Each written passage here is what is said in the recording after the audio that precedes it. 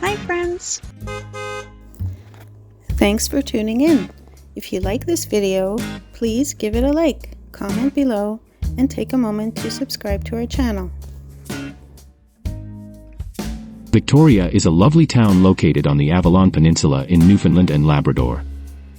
Situated midway on the Bay de Verde Peninsula, Victoria is often called the crossroads to Trinity and Conception Bays because it lies along Route 70. Victoria has a rich history dating back to the 19th century. In 1817, it was known for its lumber and firewood. Many residents joined the Labrador fishery, working with merchants in nearby towns like Carbonear, Harbour Grace, and Northern Bay. Moving into the 20th century, Victoria offered employment opportunities in lumbering, the railway, and mining at Bell Island and Cape Breton. By 1905, the town had an electric power station, and in 1916, the Bay de Verde branch line railway service opened, although it was later shut down. Today, Victoria's economy includes agriculture, forestry, manufacturing, and construction. The town enjoys a climate influenced by the Atlantic Ocean, with temperatures shaped by the surrounding waters, currents, and winds. Thank you for joining us in discovering the beauty and history of Victoria, Newfoundland.